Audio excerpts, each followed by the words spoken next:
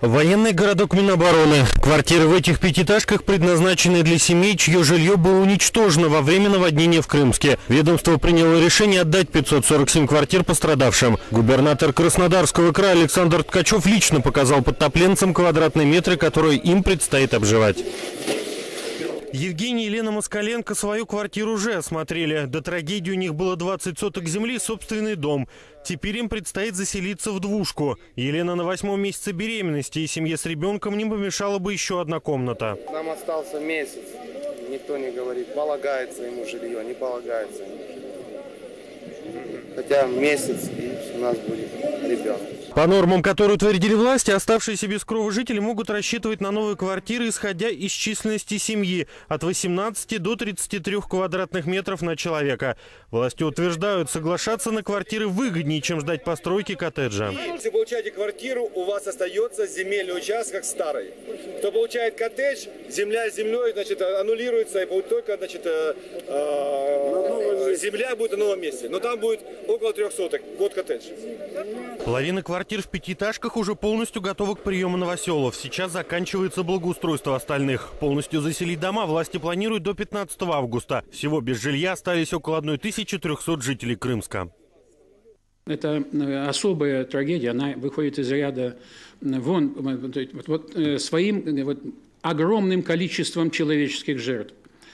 Это первое, что меня потрясло. 7 числа на вертолете я уже облетели мы всю территорию, подвергшуюся воздействию, прошли город Крымск, посмотрели все, что возможно было посмотреть. И поэтому я это знаю не понаслышке, видел собственными глазами.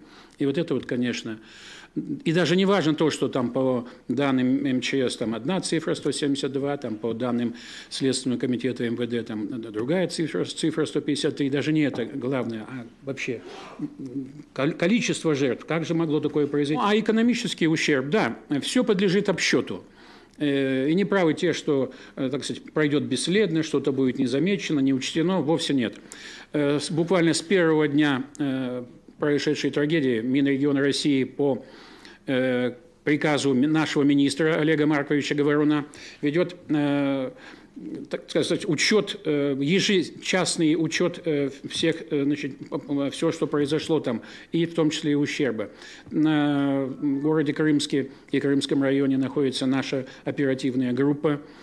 Мы получаем буквально ежечасно сообщения. Дважды в сутки я сбиваю эти цифры и докладываю министру, и министр докладывает председателю правительства. Поэтому здесь до человека, до объекта, до метра, до погонного метра и так далее все учтено. Эти все граждане, проживающие в этих домах, разрушенных, получат жилье или в виде, как было в вашем сюжете, готовое жилье уже 220 и 230, 450 человек уже выбрали способ переселиться в готовое жилье в 5 городах Ставропольского края. Остальные думают, и, видимо, большая часть все-таки предпочтет жить на земле. Но и здесь же надо смотреть, мы сейчас выбираем 3 площадки, сегодня это будет работа завершена и оформлена соответствующим актом с участием региональных структур и федеральных, чтобы не допустить в будущем даже малого того, что произошло, то есть при выборе площадки.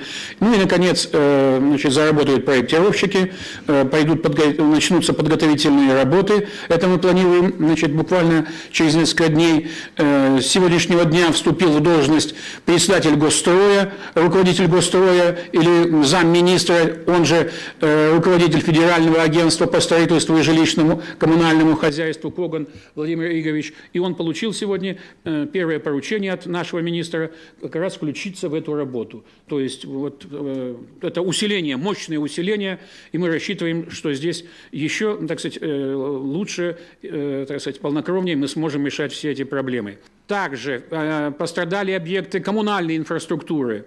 Из 52 котельных города Крымска 15 в плохом состоянии находятся, и тоже потребуются значительные ресурсы по подсчетам. Предварительно 353 миллиона рублей. Когда будем обсчитывать дальше, видимо, эта цифра может возрасти. Объекты социальной, значит, инфраструктуры – это библиотеки, школы, больницы, дом престарелых, детские сады. Здесь было на утро уже свыше полумиллиарда.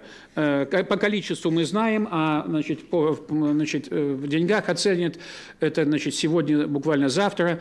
А ожидается по документу, полученному нами сегодня от губернатора Краснодарского края Александра Николаевича Ткачева, эта цифра общая будет приблизительно равна 5,5 миллиардов рублей. Будет уточняться, и, безусловно, мы выверим каждый объект, каждый адрес. 3,8 миллиарда уже государство выделило на пособие, это и, значит, на потерю, значит, за гибель людей, и, значит, пособие утрату полное или частичное имущество. Эти выплаты уже начались. Пострадавшими от наводнения на момент признано 19,5 тысяч человек, 29,5 тысяч человек. 21,5 тысячи значит, финансовые ресурсы, денежные средства уже перечислены, а также люди получают по 10 тысяч от регионального бюджета. Государство более чем оперативно сегодня ведет учет, контролирует ситуацию. Я считаю, что система постановки граждан на учет, в том числе с рисками мошенничества, так сказать, чтобы МВД это все дело, так сказать, проконтролировало, она отлажена. И, наверное, потребитель должен понимать, что сегодня в рамках, по-моему, 750-го постановления МЧС, Минрегион, МЧС дают рекомендации по ценам на жилье, как должны быть выданы сертификаты. И здесь, наверное, ситуация, так сказать, контролируется. Ну, плюс, конечно, облегчение то, что в этом регионе оказалось готово жилье для военных, и хотя пострадают военные, к сожалению, это их задача страдать за всех, но тем не менее проблема с теми, кто потерял жилье, может быть решена более оперативно. Второй момент, что касается страховых компаний. Мы знаем, что Департамент по финансовому рынку Краснодарского края, господин Славинский, своими сотрудниками ситуацию мониторит. Более 14 страховых компаний участвуют в урегулировании случаев. В основном это касается, конечно, имущества физических лиц, это одна проблема. И здесь, наверное, плюсом является то, что после прошлогодних пожаров, так сказать, точнее позапрошлогодних 2010 года, когда была коллизия, что страховая компания платила, а потом деньги бюджет давал больше, и граждане отказывались от этих выплат ради получения средств, государство пошло навстречу. Поручение, которое в свое время, так сказать, было дано, реализовано госорганами, и поэтому выплата по страховке не уменьшает сумму государственной помощи. Это потребитель должен понимать, это серьезный момент.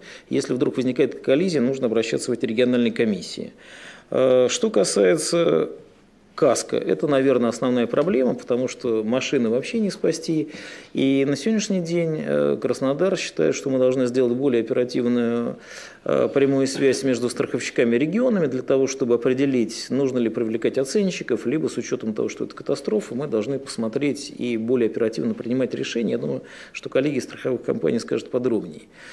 Есть более сложный вопрос, который касается, так сказать, что касается имущества частного бизнеса. Вот тут, мне кажется, во-первых, еще раз нужно, наверное, нам всем выразить соболезнования людям, у которых погибли родственники. И это, конечно, так сказать, утрата тяжелейшая. Но, с другой стороны, наверное, прогнозируя ситуацию на будущее, люди должны подумать, а как выглядит их защита. И в этом отношении удивительно слышать о том, что теперь нужно восстановить сколько там котельных частных. Мне как раз казалось, что пример Саяно-Шушенской ГЭС, пример закона об АПО показал предпринимателям, что они должны защищать свое имущество. И здесь, мне кажется, так сказать, МЧС и Минрегион должны быть более аккуратны, когда будут правительственные комиссии выносить такие рекомендации, чтобы за халатность частных компаний не отвечал бюджет федеральными средствами. Борьба с патернализмом, как это, может быть, не звучит сегодня жестко в такой, так сказать, трагической ситуации, она не должна уходить.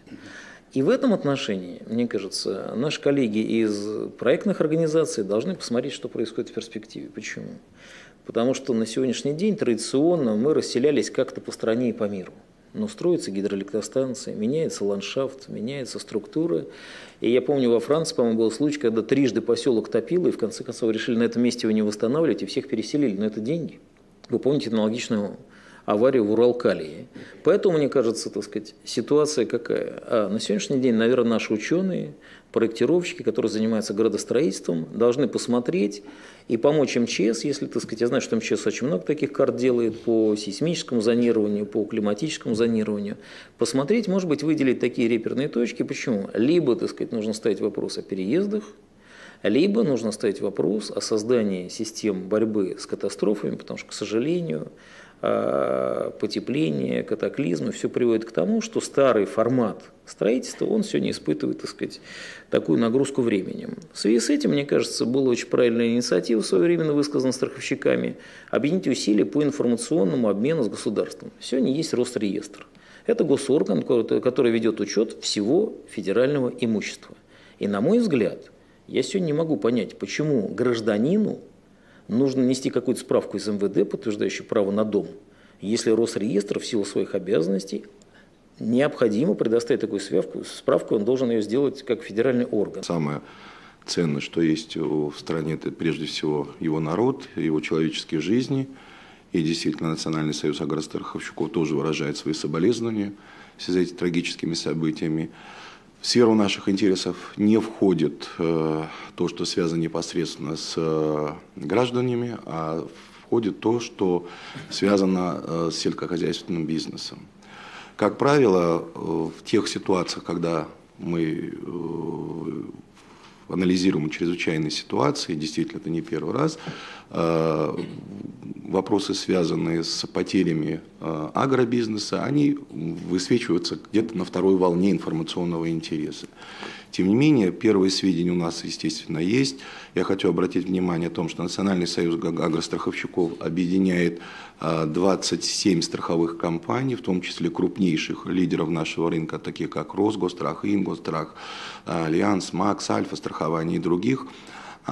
И мы после первых информационных импульсов провели в оперативном режиме опрос наших членов, постарались получить максимальную информацию. На сегодняшний день картина, вернее, не на сегодняшний, я буду точнее, это картина на 12 июля. Картина такова. На территории Краснодарского края осуществляет страхование, сельхозстрахование с господдержкой. Это тоже важный момент, потому что сельхозстрахование и страхование агробизнеса может осуществляться и на других условиях. Речь идет прежде всего о цифрах, касающихся хозяйств, работающих в системе господдержки. Работает 9 страховых компаний, в том числе тех крупные компании, которые я назвал, и в частности региональные компании, как МРСК, страховая компания Купеческая и так далее.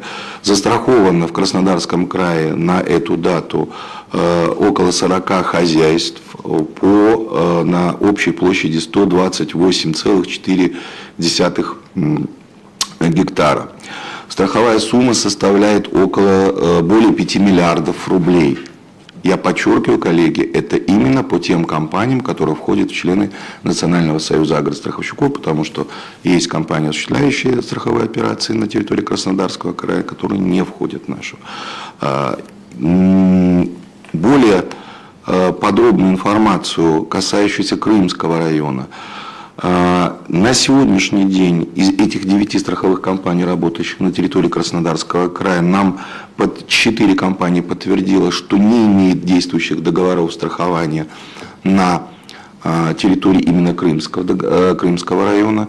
Одна страховая компания заявила о том, что имеет договора, но не было на сегодняшний день заявлено убытков. Здесь, наверное, не для профессиональных страховых журналистов нужно прокомментировать следующий момент о том, что между страховым событием и заявлением на возмещение ущерба, как правило, существует временной лаг не менее 10-15 дней. Понятное дело, что сейчас в основном и власти, и местные, так скажем, органы сконцентрированы прежде всего на помощи населению. А затем уже мы ожидаем, так скажем, более подробной информации.